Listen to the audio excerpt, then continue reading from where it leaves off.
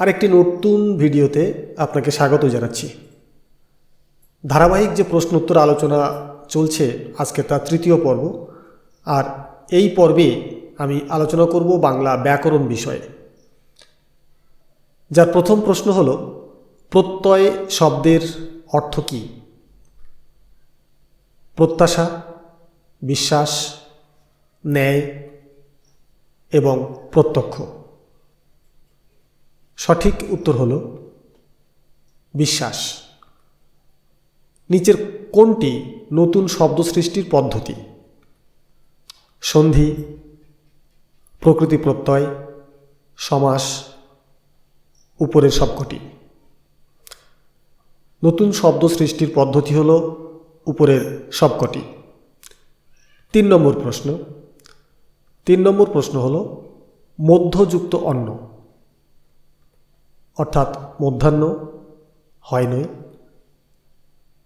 মধ্যাহ্ন ম ধয়জফলা আকার হয় মূর্ধন্য, ম ধয়জফলা হয় দন্তন্য এবং ম ধয়জফলা হয় মূর্ধন্য। সঠিক উত্তর হবে প্রথমটি, ম ধয়জফলা আকার হয় দন্তন্য। চতুর্থ প্রশ্ন। সন্ধি শব্দটির সন্ধি বিচ্ছেদ হল সম যুক্ত ধি ধয় দীর্ঘই, সম যুক্ত ধি ধয় হ্রস্বই, সন যুক্ত ধি এবং সমযুক্ত ধি।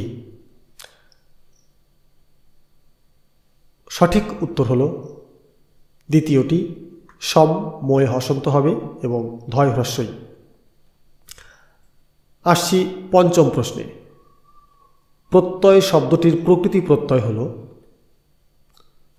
প্রতিপূর্বক ই ধাতুর ঘয়ে, প্রতিপূর্বক ই ধাতুর অ, প্রতিপূর্বক ই ধাতুর নিচ এবং প্রতিপূর্বক ই ধাতুর অল। সঠিক উত্তর হল ঘ, প্রতিপূর্বক ই ধাতুর অল। 6 নম্বর প্রশ্ন।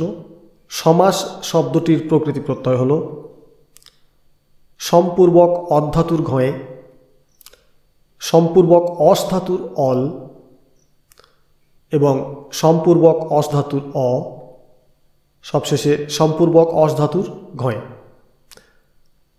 সঠিক উত্তর হল ঘ দাগ, অর্থাৎ সম্পূর্বক অস ধাতুর ঘ। আসছি আমরা 7 নম্বর প্রশ্নে। 7 নম্বর প্রশ্নে নিচের কোনটি অপত্য প্রত্যয়? স্নো, স্নি, স্নেহ, উপরের সবকটি। সঠিক উত্তর হল উপরের সবকটি। 8 নম্বর প্রশ্ন। কোন কোন শব্দের ক্ষেত্রে একেবারেই মূর্ধন্য ন হয় না? প্রশ্নটা ভালো করে শুনুন। কোন কোন শব্দের ক্ষেত্রে একেবারেই মূর্ধন্য হয় না? বিদেশি শব্দের ক্ষেত্রে, তদ্ভব শব্দের ক্ষেত্রে, ক ও খ উভয়ই এবং উপরের কোনোটিই নয়। সঠিক উত্তর হল ক ও খ উভয়ই। আসছি আমরা 9 নম্বর প্রশ্নে।